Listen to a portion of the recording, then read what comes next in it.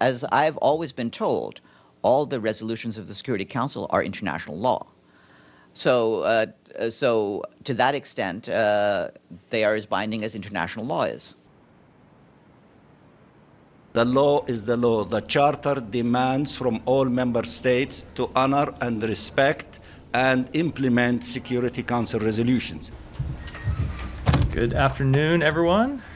We didn't veto because we thought the language in it was consistent with something that the language as it relates to the ceasefire and release of hostage was consistent with the longstanding United States position. So I think that separate and apart from this resolution, we have active ongoing negotiations to try to achieve what this resolution calls for, which is the an immediate ceasefire and the release of hostages. I don't know. I can't say that this resolution is going to have any impact on those negotiations. But those negotiations are ongoing. They've been ongoing over the weekend, and they've made progress. So to play on an old adage, show me who you want released in a hostage deal, and I'll show you who you are. I mean, if one can imagine people calling for the release of Rosemary West, and if one can imagine calling for the release of the Yorkshire Ripper, and one can imagine calling for the release of Jack the Ripper, or in American terms, if one can imagine calling for the release of Ted Bundy and Jeffrey Dahmer and some of the most notorious murderers in the world,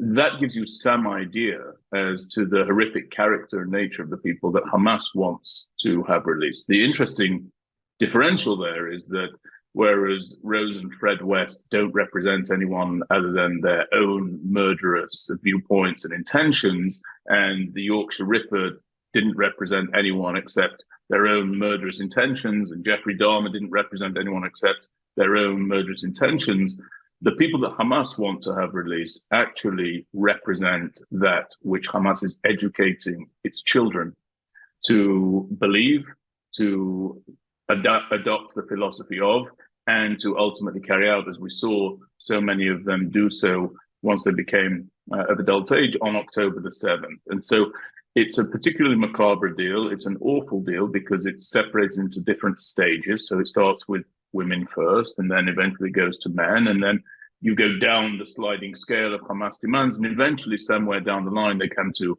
the release of body parts of people who have been killed. So this is an awful, awful situation. In terms of my personal ideas about it, I think that we must do everything that we possibly can in order to bring our hostages home.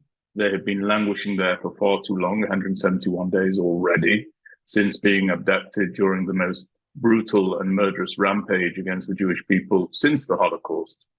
And I think that bringing them home is vital to our war goals, but also destroying Hamas's military capabilities is vital to our war goals. And so I think if we need to have a temporary pause, not a ceasefire, and certainly not a long-term ceasefire, but a temporary pause in order to bring our hostages back to their loved ones and to their countries, we would do well to avail ourselves of that possibility.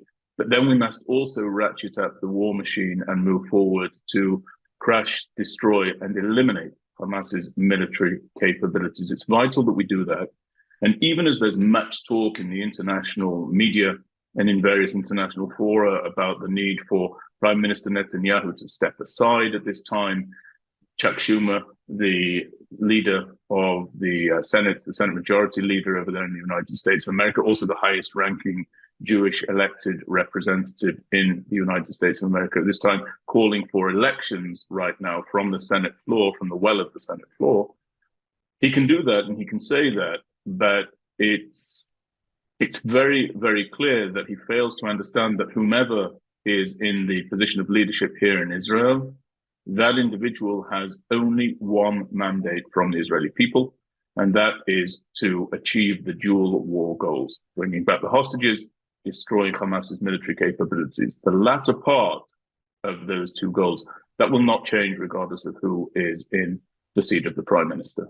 The Security Council demands that the terrorist group immediately and unequivocally cease all hostilities and all abuses of human rights and violations of international humanitarian law and disarm and demobilize.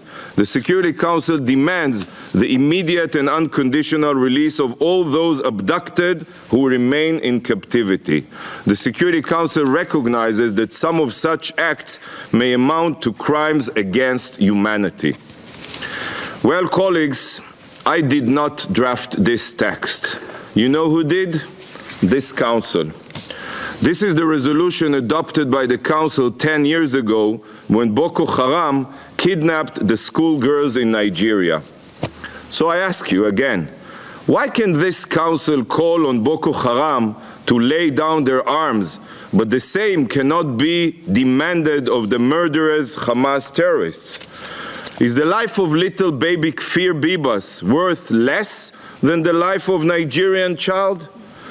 Sadly, it's for the same reason why you can condemn terror attacks in Russia and Iran, but not in Israel. To this Council, Israeli blood is cheap.